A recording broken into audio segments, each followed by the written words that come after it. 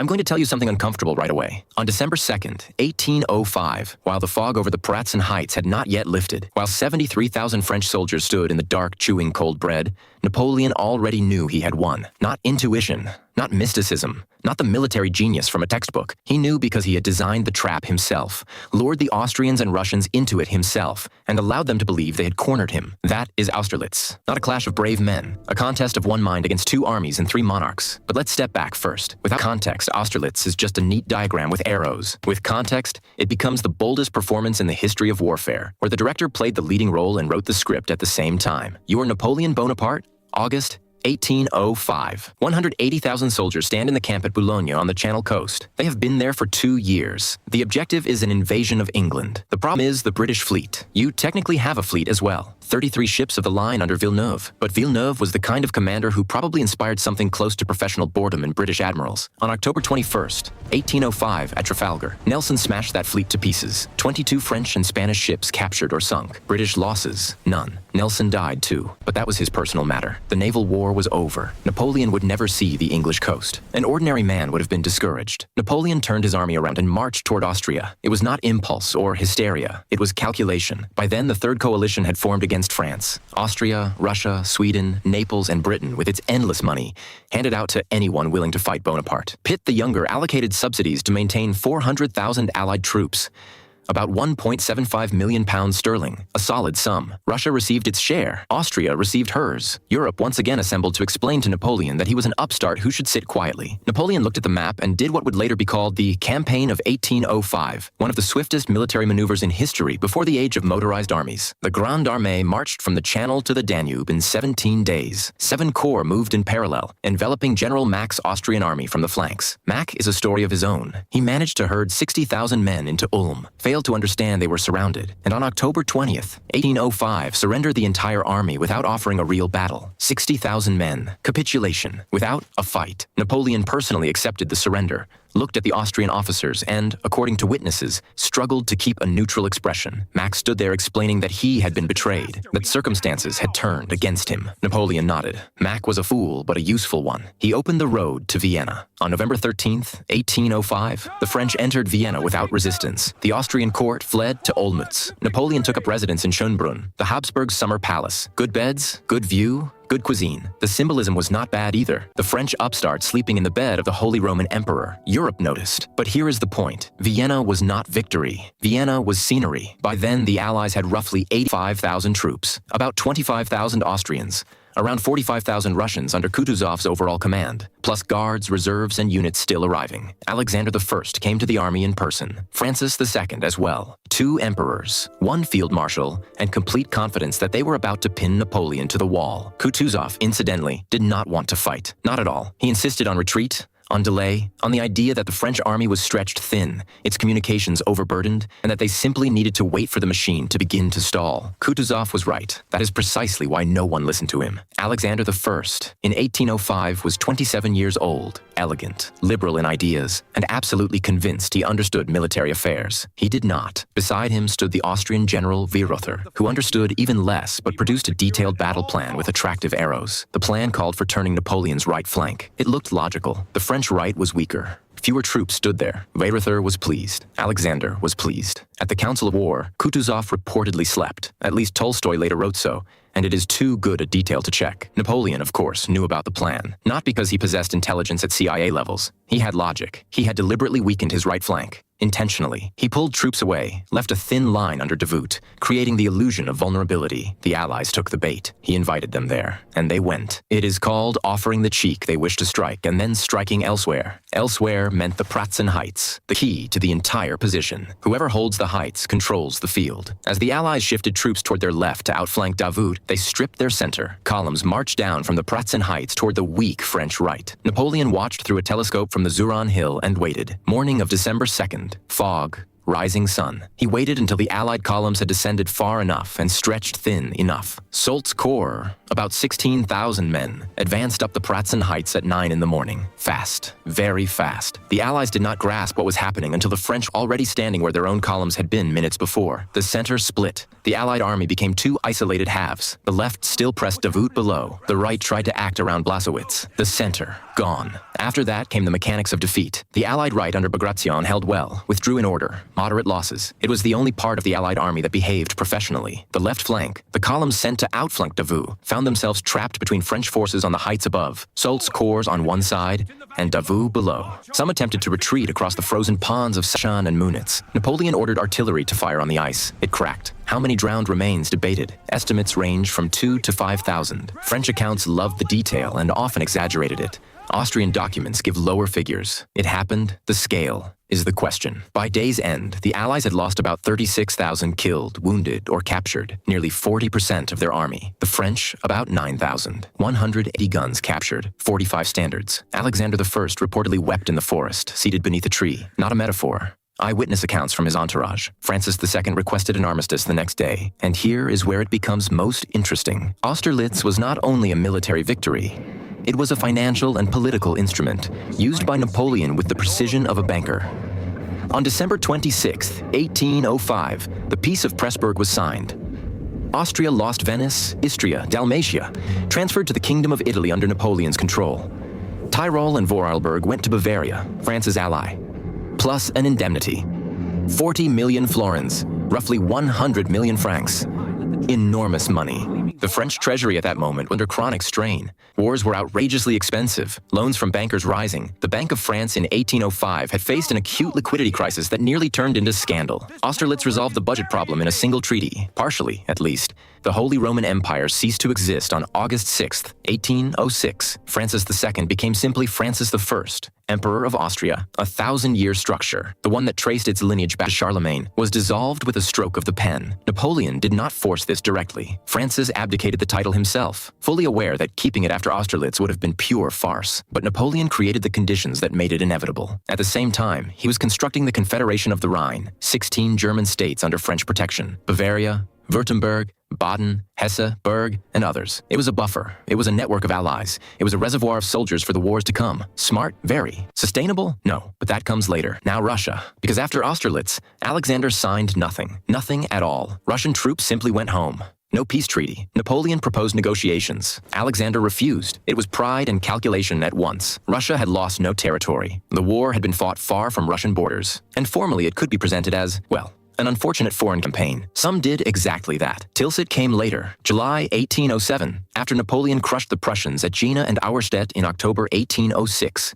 2 battles in one day, 2 Prussian armies shattered almost simultaneously, Berlin taken 2 weeks later, and then defeated the Russians at Friedland in June 1807. Friedland, that was when Bennigsen backed his army up against the Alle River with a single bridge behind him, and Napoleon exploited it with the appetite of a butcher at market. After Friedland, Alexander agreed to negotiate. The meeting took place on a raft in the middle of the Niemen River near Tilsit. June 25, 1807. 2 emperors, a raft. No outsiders. They spoke for hours. What exactly was said, no one knows. French sources claim Alexander was charmed, almost captivated. Russian accounts insist he bargained hard. The truth is likely somewhere between. Alexander was an intelligent diplomat and knew how to project softness while remaining firm where it mattered. The Treaty of Tilsit. Russia recognized all of Napoleon's conquests in Western Europe. It joined the continental system. The economic blockade against Britain. From part of the Polish lands, the Duchy of Warsaw was created under French control. Russia received the Białystok district and, formally, preserved its dignity. Prussia lost half its territory and became a shadow of itself, from 10 million people down to about 5. Alexander signed. He understood that continuing the war made no sense. The army was exhausted, finances strained, domestic problems plentiful. Tilsit was a tactical retreat, and Alexander, unlike Mack, knew how to retreat with dignity and think about the next move. That next move would come in 1812, but that is another story. and there Napoleon would play the role of the fool walking into a trap he failed to recognize. Let's return to how Napoleon became the man who could invite monarchs onto rafts and dictate terms. You are Napoleon, 1799, 30 years old, a general, hero of the Italian campaign of 1796 to 1797,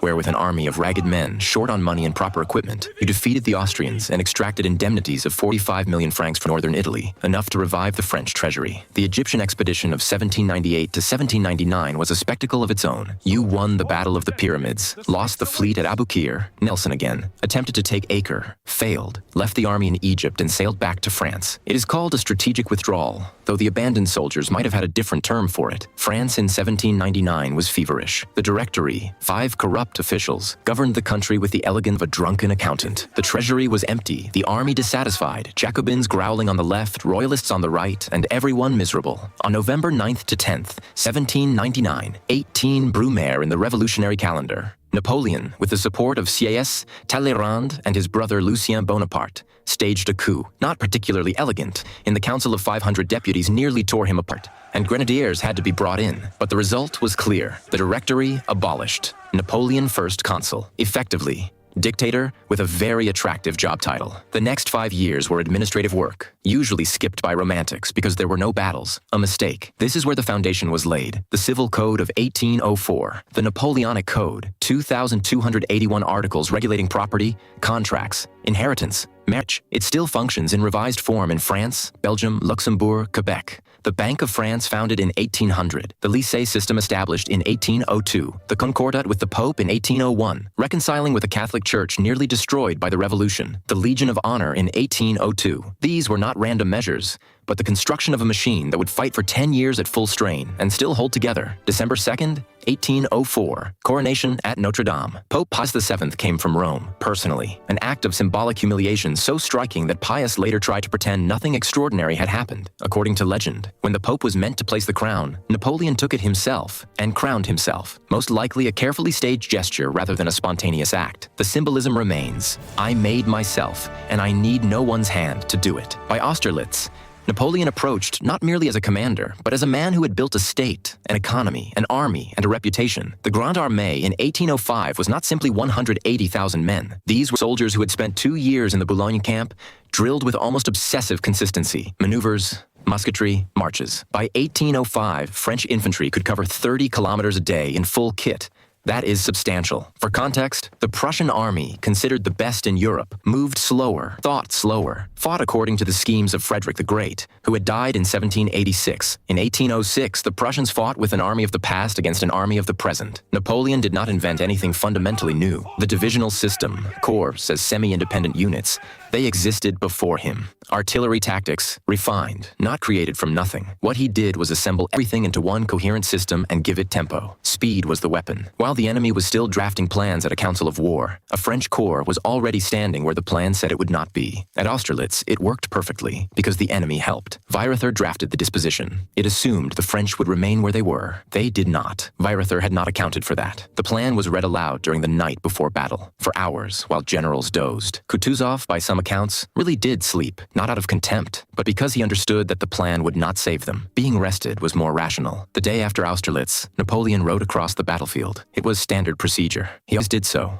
Observed the losses, sometimes spoke to the wounded. What he thought is unknown. What he said publicly is known. Soldiers, I am pleased with you. A famous line from the bulletin. Short, precise, without grandiosity. That is what made his bulletins effective propaganda. They read like reports, not hymns. Speaking of propaganda, Napoleon understood information warfare earlier than most of his contemporaries. Le Moniteur Universel, the official newspaper, regularly published his bulletins. The 29th Bulletin from Russia in 1812, in which he acknowledged the disaster of the retreat, is a phenomenon in itself. Honest by the standards of state propaganda, yet written so that frost and circumstance emerged as the main culprits, not decisions. The French even coined a phrase, lying like the 29th Bulletin, a popular verdict on the quality of his PR. But in December 1805, there was no need to lie. Austerlitz spoke for itself. 73,000 against 85,000. 9,000 casualties against 36,000. 2 emperors in retreat. 1 peace treaty, Yatstia, and Austria diminished. Another agreement a year later, and the Holy Roman Empire ceased to exist. This was not merely a military victory. It was the redrawing of Europe's map through a single battle. Talleyrand, foreign minister, master cynic, a man who betrayed almost everyone at some point and still lived lived until 1838, which in itself is proof of survival talent. Advised moderation after Austerlitz.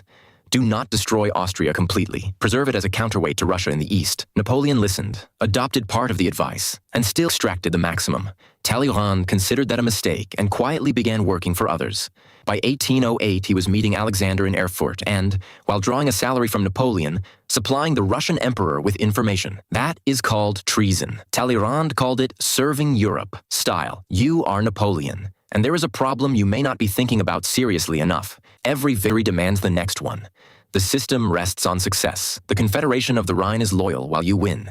Marshals are faithful while there is something to divide. The army follows you while there is glory and pay. Austerlitz created a reputation that then had to be maintained by Jena, Friedland, Wagram, each time at greater cost. The pendulum of victory is not perpetual motion. It stops. But in December 1805, the pendulum was at its highest point. The Pratzen Heights taken. The Allied army shattered, Francis II asking for an armistice, Alexander reportedly weeping beneath a tree, and the small man from Ajaccio, who in 1779 had been mocked at military school for his Corsican accent, standing at the center of Europe, looking at a map with the expression of someone already bored because he has solved the next 3 problems in advance. Tilsit in 1807 was not an ending. It was a pause. Alexander gained breathing space.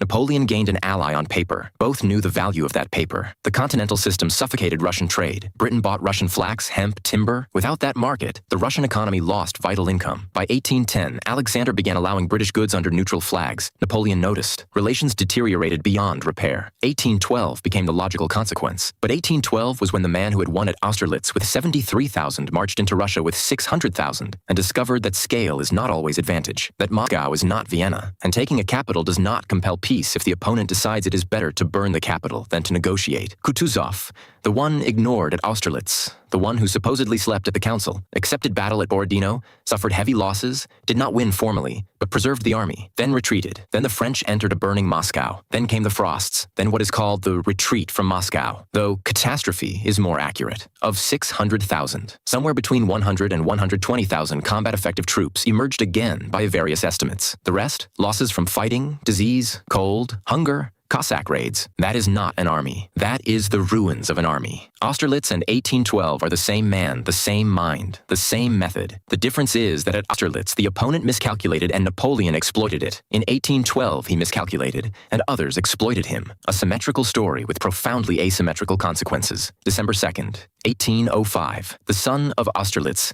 is not a melodramatic textbook metaphor. It is a meteorological fact. Morning fog that lifted around 9, when Soult advanced onto the Pratzen Heights, and the winter sun struck directly into the eyes of Allied soldiers looking down toward the French positions. Napoleon used it in reports and bulletins.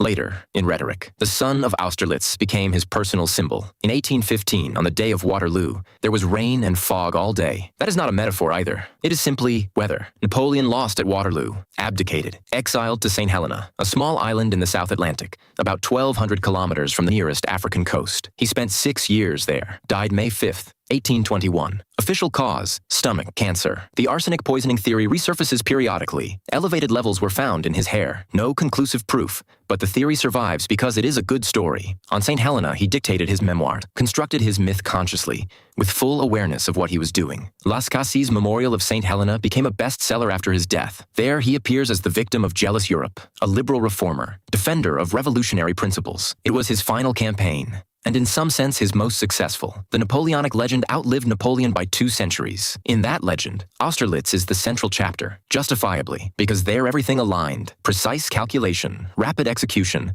an opponent who walked into the trap, and a result that altered the European map. Not luck. Work. Cold. Deliberate, carried out on a freezing field in Moravia at 6 in the morning, when soldiers are still shivering and the general already knows what noon will bring. You are Napoleon, and you have already won. The rest only need time to realize it.